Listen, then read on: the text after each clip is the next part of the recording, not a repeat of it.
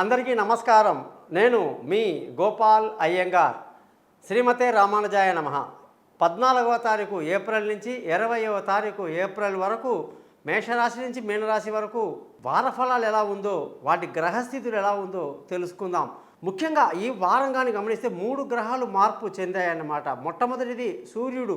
తమిళ వర్షపరపు అంటారు. తమిళనాడు వాళ్ళకి ఏదైతే కొత్త సంవత్సరం అనేది సూర్యుడు మేషరాశిలోకి ప్రవేశిస్తే మొదలవుతుందన్నమాట. అయితే మేషంలోకి సూర్యుడు రావడం 12 రాశులకు వాటి ప్రభావం ఎలా ఉంటుంది, అలాగే శుక్రుడు మీనరాశిలోకి వచ్చేశాడు. బుధుడు కూడా వక్రగతిలో ఉండి మీనరాశిలోకి రావడం జరిగింది. మరి దీనివల్ల కూడా 12 రాశుల ప్రభావం ఎలా ఉంటుందో తెలుసుకుందాం. ముఖ్యంగా ఈ వారం గ్రహస్థితి చూసుకుంటే సూర్యుడు, గురువు మేషరాశిలో, కేతు కన్యారాశిలో, శని కుజ గ్రహాలు కుంభరాశిలో, శుక్ర బుధ రాహు గ్రహాలు మీనరాశిలో సంచరిస్తున్నారు. చంద్రుడు మిథునం కర్కాటకం సింహరాశిలో ప్రయాణిస్తున్నాడు. ఈ వారంలో మనం కానీ చూసుకుంటే మొట్టమొదటి ఆదివారం నుంచి శనివారం వరకు, ఆరుద్ర నక్షత్రం నుంచి పుబ్బా నక్షత్రం వరకు, షష్ఠీ తిథి నుంచి ద్వాదశి తిథి వరకు కూడా ఈ వార ఫలాలు మీకు చెప్పడం జరుగుతుంది. మీరందరూ కూడా శ్రద్ధగా విని మీ జాతకాలు తెలుసుకోవడానికి కోసం కానీ నా యొక్క పై నెంబర్లో మీ పేరు, date of birth, time of birth, place of birth నాకు పంపించండి. మీ జాతకాలు రెడీ చేసి మీతో ఫోన్లో మాట్లాడి 15 నిమిషాలు 20 నిమిషాలు మీకు క్లియర్గా ఎక్స్ప్లెయిన్ చేసి 50 పేజీల జాతకాన్ని మీకు మెయిల్ చేయడం జరుగుతుంది.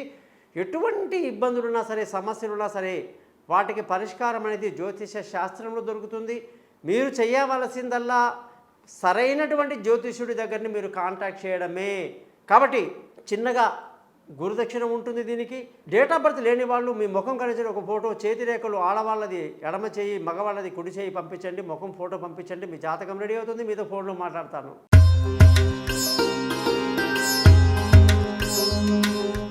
కర్కాటక రాశి వాళ్ళకి 14వ తారీఖు ఏప్రిల్ నుంచి 20వ తారీఖు ఏప్రిల్ వరకు ఈ రాశి వాళ్ళకి సూర్యుడి యొక్క స్థితి మార్పు జరగడం వల్ల అధిక ధన ఆదాయం ఉంటుంది, కుటుంబ సంతోషం ఉంటుంది, పిల్లల చదువుల్లో మంచి పురోగతి ఉంటుంది. శుక్రుడి యొక్క మార్పు వల్ల వీళ్ళకి వ్యాపారంలో మంచి లాభాలు ఉంటాయి. అనుకున్నది అనుకున్నట్టు చేస్తారు. హోటళ్ళు, ఫుడ్కు సంబంధించిన వ్యాపారాలు బాగా కలిసి వస్తాయి. సొంత ఇల్లు, వాహనము, విలువైన వస్తువులు, ఆస్తిపాస్తులు బాగా సమకూర్చుకునేటువంటి అవకాశం ఈ వారం బాగా కనిపిస్తూ ఉంది. బుధగ్రహం యొక్క మార్పు వల్ల వీళ్ళకి బంధువులతో, స్నేహితులతో లేనిపోని విరోధాలు, ఖర్చులు అధికంగా ఉండే అవకాశం ఉంటుంది. కర్కాటక రాశి వాళ్ళందరికీ కూడా సంతానం యొక్క డెవలప్మెంట్ చూసి సంతోషిస్తారు. వాళ్ళ యొక్క విదేశీయానాల విషయంలో వాళ్ళ యొక్క భవిష్యత్తు గురించి జాగ్రత్తగా ఆలోచించి నిర్ణయం తీసుకోవాలి. తొందరపాటు పనికిరాదు. ప్రయాణాల్లో ఇబ్బందులు కలగకుండా చూసుకోవాలి.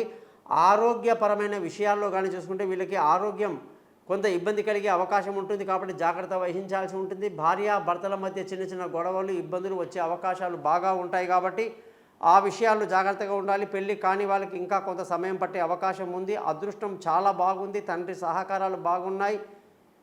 ధర్మ మార్గాన్ని పాటిస్తారు. ఉద్యోగం చేసే వాళ్ళందరికీ కూడా ఈ వారంలో మంచి ఉద్యోగ స్థితి కోసం కుజగ్రహం యొక్క స్థితి అసలు బాగాలేదు కాబట్టి పరిహారం చేసుకోవటం మంచిది.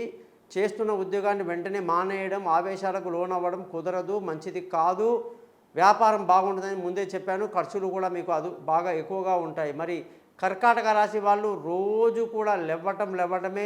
లింగాష్టకాన్ని ఎంత బాగా చదువుకుంటే అంత మంచిది. మీరందరూ 12 రాశుల యొక్క ఫలితాలు విన్నారు కదా. ఇక మీ జాతకాలు తెలుసుకోవడానికి కోసం నేను ఇచ్చిన పై నెంబర్లో నన్ను కాంటాక్ట్ చేస్తారని ఆశిస్తూ నా యూట్యూబ్ ఛానల్ పేరు thesimple.astrologer.comని సబ్స్క్రైబ్ చేస్తారని, మీ బంధువులకి, స్నేహితులకి నా గురించి తెలియజేస్తారని, జ్యోతిష్యం కొరకు మీరు నన్ను సంప్రదిస్తారని ఆశిస్తూ మా ఆశీస్సులు మీకు, మీ కుటుంబానికి ఎల్లప్పుడూ ఉంటాయని తెలియజేస్తూ సెలవు తీసుకుంటున్నాను. మీ గోపాల్ అయ్యంగార్.